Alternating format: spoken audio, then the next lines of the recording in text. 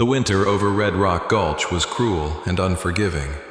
In the grand house of its richest man, silence ruled, until a faint clatter of dishes broke the night. What he found in his kitchen wasn't a thief, but a desperate girl working through the cold to save her sick mother. That moment would change everything. Watch till the end to uncover the truth. Let us know where you're watching from, and if these Western tales bring you even a moment of peace, saddle up and subscribe. It really does help us keep these stories alive. The air hung thick and frigid over Red Rock Gulch, a solitary cluster of timber and stone clinging to the high plains. It was the kind of deep, biting winter that sealed doors and hushed even the rowdiest of men. Inside the grandest house, a veritable stone fortress with windows like watchful eyes, lived Luke, a man whose wealth was as vast and untamed as the territory itself, built on railroad expansion and shrewd land deals. He was a man accustomed to silence, order, and the respectful distance his fortune commanded. It was in the deadest hour of the night, when the moon had long since vanished behind the peaks and the clock in the hall had just groaned out, the 3 strokes of 3 o'clock, that Luke was pulled from his ledgers. He was in his study, a room paneled in dark imported oak, reviewing documents related to a new silver claim. The silence of the house, usually absolute, was suddenly pierced by a faint rhythmic clatter. Clink, splash, scrape, the unmistakable sound of hurried dishwashing, echoing up from the kitchen below. Luke froze, his hand mid-air above a contract. His staff, a small, tightly managed crew, knew the rules. Absolute quiet after 10. And the kitchen, the domain of his elderly housekeeper Mary, was certainly locked down. His brow furrowed. He grabbed the heavy wrought iron poker from beside the fireplace, a necessity in this harsh frontier, and moved toward the door, his boot heels making soft, deliberate thuds on the oriental rug. The main staircase seemed endless, each step magnifying the kitchen noises. The gas lamps had been dimmed hours ago, casting long, menacing shadows that danced with the flicker of his own oil lantern. When he reached the bottom, the kitchen was bathed in the dim light filtering from the snow outside, and a single sputtering candle. He stood framed in the doorway, the poker held loosely, but ready. The sight that greeted him was not a thief, nor a vagrant, but a slight figure bent over the deep porcelain sink. She was a girl, barely more than a child, her back to him, her thin cotton dress offering little warmth against the stone floor.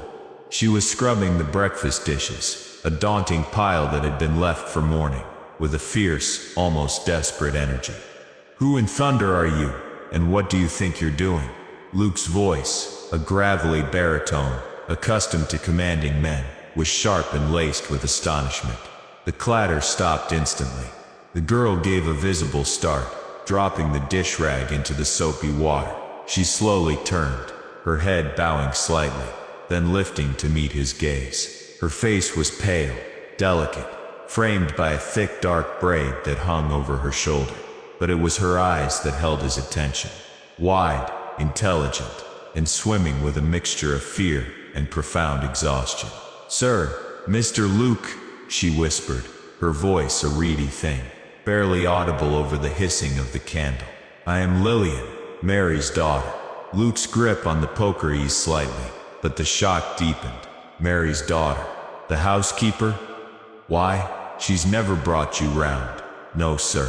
She likes to keep her business separate from yours." Lillian's gaze dropped to the churning water. "She's been ailing, sir, and I saw the dishes. The kitchen was cold. I wanted to help her, so she wouldn't strain herself when the sun came up." "Help her?" Luke stepped fully into the kitchen, the scent of lye soap and fear replacing the study's tobacco and paper. "At 3 o'clock in the morning? Where is Mary? Why isn't she here, where she's paid to be?" Lillian's chin lifted a fraction, and a flicker of steely pride shone in her exhausted eyes. "Mother is confined to her cot, sir. The chill has turned to a bad fever. I told her I would take on her duties for a few days, so she wouldn't fret about her position here." Luke felt a sudden unpleasant twist in his gut, a feeling he usually reserved for a bad investment. That's enough, girl. Your mother's job is not yours to do. You at your age should be asleep or huddled over a stove with a book. Where are you lodged? Get back to your quarters. Now. But sir, the work, she began, her slender hands reaching back toward the sink. I said now, Lillian, the work can wait for the day shift. You have no business touching a scrubbing brush at this hour.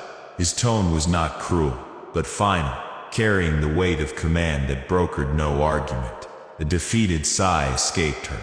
She moved with a slow, aching grace toward a shadowed corner near the pantry. She picked up a worn canvas satchel, the kind usually carried by a prospector or a ranch hand, but too neat. As she hoisted it over her shoulder, the flap momentarily came undone. Luke's eye, sharp even in the gloom, caught a glimpse of something stiff and dark tucked inside the corner of a square, velvet-covered item, a graduation cap, and underneath it, a neatly folded official-looking parchment sealed with a heavy embossed crest. It looked like a citation.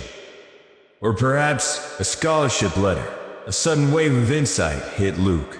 This was not merely the housekeeper's daughter. This was something altogether different. The sun rose over Red Rock Gulch, painting the snow-dusted peaks in fierce gold and crimson, but the warmth remained elusive. By 9 o'clock, Luke was in his downtown office, a place of mahogany, brass, and the cold, hard scent of money. He summoned his estate manager, a meticulous, nervous little man named Silas. Silas, Luke began, leaning back in his leather chair, the previous night's encounter still a sharp, unsettling image in his mind. Give me a full report on Mary, my housekeeper, her health, her living arrangements, and particularly her daughter Lillian.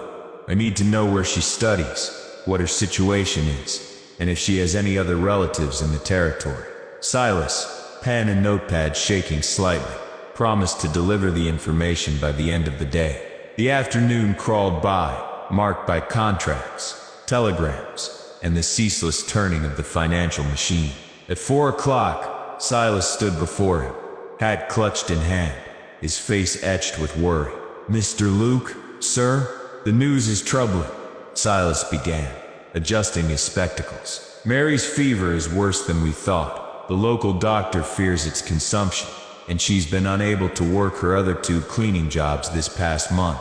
She's barely clinging on, sir. Luke waved a dismissive hand at the medical details. And the girl Lillian, that is the worst of it, sir. Lillian has not set foot in the schoolhouse, the territorial academy, for nearly 5 weeks. They've sent letters. They've even had the schoolmaster call upon the house. She doesn't answer. She's a phenomenon, Mr. Luke. She's topped her class for 6 straight years. They speak of her as if she were a marvel, a mind for letters and mathematics. The principal calls her their only hope for a proper college scholarship back east.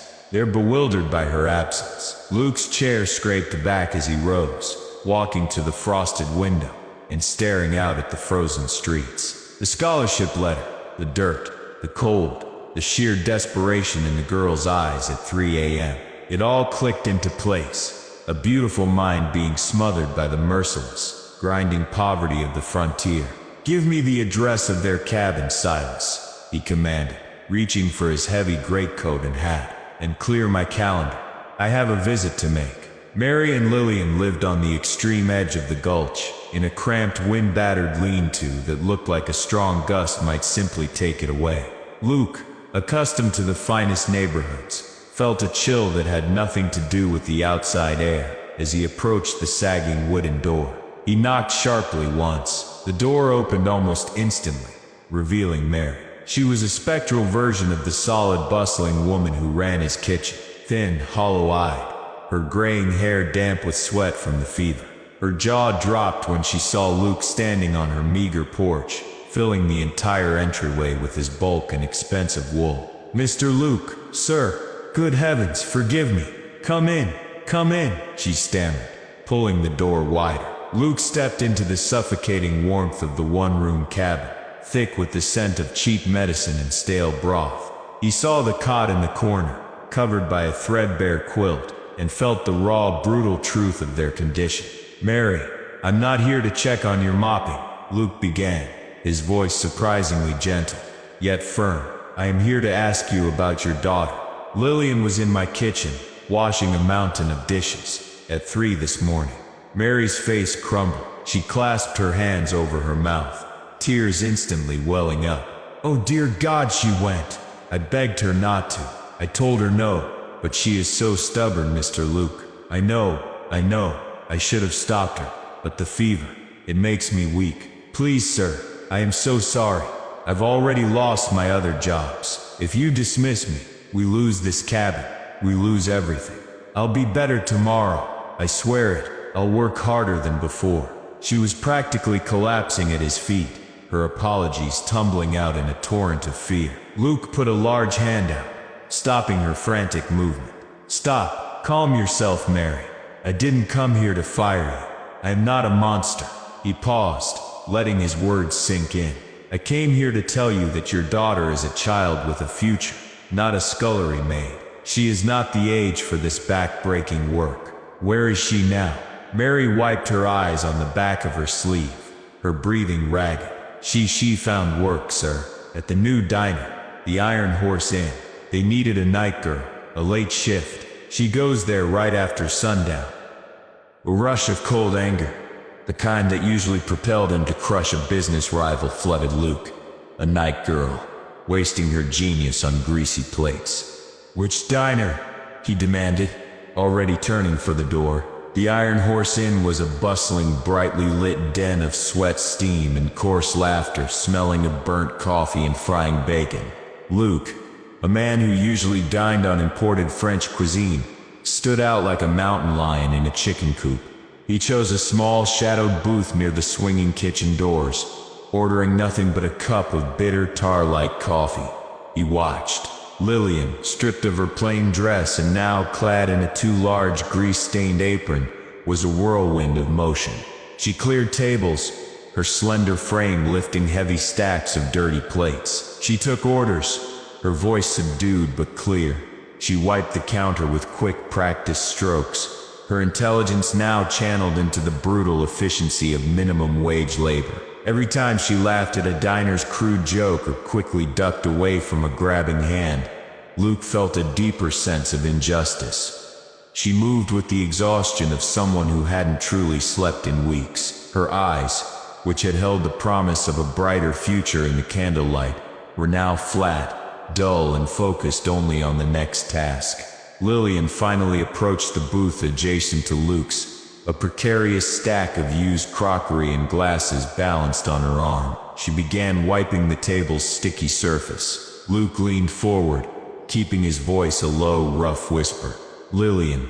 The girl flinched, recognizing the sound of that commanding voice. She turned, her eyes wide with shock and instant guilt, and saw him, Luke, the Grand Master of the Gulch, sitting in a greasy diner booth watching her. The shock was immediate and catastrophic. Her weary fingers betrayed her. The stack of plates and glasses, already too high, wobbled and crashed, scattering shards of porcelain and glass across the wooden floor in a horrifying, deafening mess. From the kitchen, a brute of a man, the manager, his face red and sweating, burst out, roaring like a wounded bull. You clumsy little fool, what in God's name? That's $100 of breakage, girl. You just took a whole week out of your pay. Clean it up. Now, he shouted, pointing a thick, furious finger at the mess. Luke's blood boiled. The sheer callousness, the humiliation of it, was a physical blow. He reached into his thick, leathered coat, pulling out his wallet, a heavy, finely stitched thing of imported hide. He pulled out 3 crisp new $100 bills, the kind that could buy this entire establishment, manager and all. Without a word, without taking his eyes off the furious manager, Luke stood, walked over to Lillian, and threw the 3 bills not at the man, but deliberately onto the floor beside the girl's trembling feet. They fluttered down, covering a few of the broken shards like a bizarre, contemptuous blanket. That covers your crockery and your salary for the next month, manager. Luke snarled, his voice a low, terrifying rumble that instantly silenced the entire diner. He reached down, not to pick up the money, but to gently grasp Lillian's arm. She was still on her knees, crying silently, her hands already moving instinctively to pick up the largest pieces of glass with her bare fingers. The fear of the deduction overriding all sense. A thin ribbon of crimson instantly appeared on the palm of her left hand. Luke pulled her to her feet. "Come with me, Lillian," he ordered, his grip strong but careful. He steered her past the bewildered manager and out into the biting winter night. He took her to the nearest chemist shop. The pharmacist, recognizing the territory's richest man, moved with uncharacteristic speed. Luke sat Lillian on a high stool, and with surprising tenderness, he cleaned the cuts, small jagged gashes from the porcelain, and bandaged her trembling hand himself. He paid the exorbitant fee for the supplies without looking at the cost, his gaze fixed on Lillian's face, which was now streaked with tears and soot. Then he drove her home in his imposing enclosed carriage, a luxury rarely seen in the Gulch. Mary, upon seeing her daughter return hours early with the formidable Luke behind her, nearly fainted. "Lillian, Mr. Luke, what has happened?" Luke stepped into the cabin, pulling off his gloves. The familiar scent of illness and want hit him again. "What happened, Mary? Is that a genius with a scholarship is bleeding her hands to pay for rent? Why in the name of God did neither of you come to me? You work for me. I am your employer. You had no one else to ask." Mary and Lillian exchanged a look of deep ingrained shame. "Sir," Mary whispered, wringing her hands, "we did not dare. If we ask, and you said no, the refusal would be too much to bear. It's not our place to beg." Lillian, leaning against the doorframe, added, her voice low and filled with that hard-won pride, "We are not dependents, Mr. Luke. We are workers. We solve our own problems." Luke stared at the two women, recognizing a stubborn dignity that poverty could not crush, a trait he suddenly understood, and in a strange way respected. "Dignity, girl, is useless when you bleed out on a diner floor," he said, his voice softer now, tinged with a new complex emotion that felt suspiciously like compassion. "Listen to me. You work for me. You are under my employ. If you will not seek help from your employer, then who in this cold world will help you?" He took a deep breath, his decision final. The man of contracts and ledgers was now making a different kind of investment. "Tomorrow morning," he stated, his voice ringing with authority, "my carriage will arrive here at 7 o'clock. It will take you, Mary, to the finest medical clinic in the city, an hour's ride from here. Every expense, the doctor, the treatments, the rest is already settled. You will worry about nothing but getting well. You are both paid in full for the next 6 months." He turned to Lillian, his expression solemn. "An hour after that another carriage will arrive. My manager, Silas, will be with it. He will take you directly to the Territorial Academy, and he will handle every detail with the principal regarding your scholarship, your absence, and your return to your studies. The only thing you will do, Lillian, is learn. You will not waste a mind like yours scrubbing floors." The next day, as the sun rose again over the frozen gulch, the roar of an engine and the clatter of hooves announced the arrival of the two carriages. The frontier was a harsh place, but even in the deepest winter, there were sometimes glimmers of unexpected warmth. Mary and Lillian, driven away in warmth and promise, watched their small cabin recede, a new, unforeseen chapter of their lives beginning in the harsh, unforgiving world of Red Rock Gulch. If you really like our Western stories and want us to continue writing, consider subscribing. It really helps us more than you think.